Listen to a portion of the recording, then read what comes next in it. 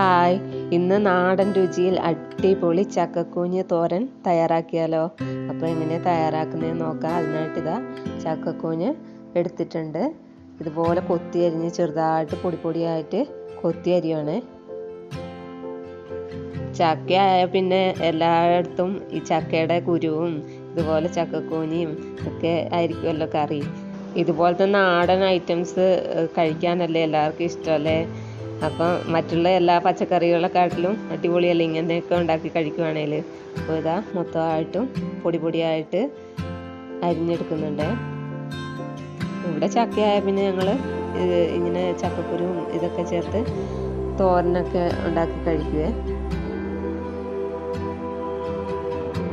ഞാനിതാ ഫുള്ളായിട്ടും അരിഞ്ഞെടുത്തിട്ടുണ്ട്. കണ്ടില്ലേ, ഇതുപോലെ ചെറുതായിട്ട് വേണം കട്ട് ചെയ്തെടുക്കാൻ.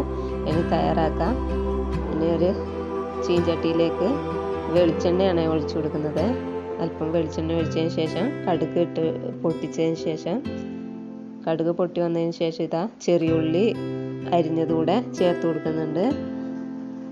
ഇനി അതിലേക്ക് 2 വറ്റൽമുളകും കൂടെ ചേർത്ത് കൊടുക്കുകയാണ്. ഇനി ഒന്ന് കളർ മാറി വരുമ്പോൾ, ഉള്ളിയുടെ കളറൊക്കെ മാറി വരുമ്പോൾ അതിലേക്ക് അല്പം കറിവേപ്പിലയും കൂടെ ചേർത്ത് ഒന്ന് വഴറ്റി കൊടുക്കാം. ഇനി ചക്കക്കുരു കൂടെ ചേർത്താണ് ഞാൻ ഈ തോരൻ തയ്യാറാക്കുന്നത്.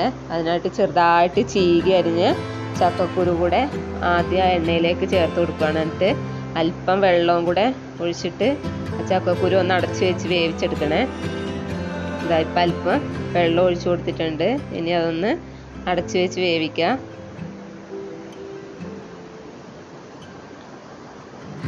അങ്ങനെ ഇതാ ചക്കക്കുരു വെന്ത് വന്നിട്ടുണ്ട്. ഇനി അതിലേക്ക് നേരത്തെ അരിഞ്ഞു വെച്ച ചക്കക്കൂഞ്ഞ് ഇട്ട് കൊടുക്കുകയാണ്.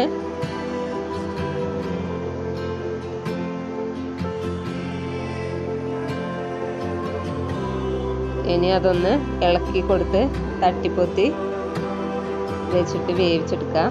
കണ്ടില്ലേ, നല്ലപോലെ ഇളക്കി യോജിപ്പിച്ച് ആ കുരുവും ചക്കക്കുരുവും ആ കൂഞ്ഞും കൂടെ ഒരുമിച്ച് യോജിപ്പിച്ചിട്ട് തട്ടിപ്പൊത്തി അടച്ചു വെച്ച് ഒന്നുകൂടെ വേവിച്ചെടുക്കാം. ഇനി അരപ്പിനായിട്ട് തേങ്ങ, അരമുറി തേങ്ങ, 1/4 ടീസ്പൂൺ മഞ്ഞൾപ്പൊടി, പിന്നെ അല്പം ചെറിയുള്ളി, പിന്നെ 2 അല്ലി വെളുത്തുള്ളി, പിന്നെ അല്പം കാന്താരി, ചെറിയ ജീരകം, പെരിഞ്ജീരകം ഇവയൊക്കെയാണ് എടുത്തിട്ടുള്ളത്. ഇനി ഒരു മിക്സിയുടെ ജാറിലേക്കിട്ട് അതൊന്ന് ചതച്ചെടുക്കാം.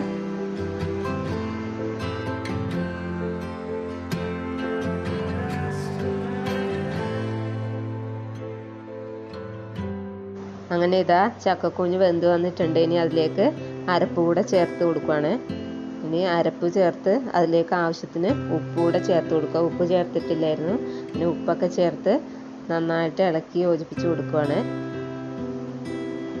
ഇനി അരപ്പിൻ്റെ ആ പച്ച മണമൊക്കെ ഒന്ന് മാറാൻ വേണ്ടിയിട്ട്, പച്ചച്ചൊവയൊക്കെ ഒന്ന് മാറാൻ വേണ്ടിയിട്ട് അതൊന്ന് അടച്ച് വെച്ച് തട്ടിപ്പൊത്തി ഇതുപോലെ തട്ടിപ്പൊത്തി കൊടുത്ത് അടച്ച് വെച്ച് ഒന്നുകൂടി വേവിച്ചെടുക്കുക.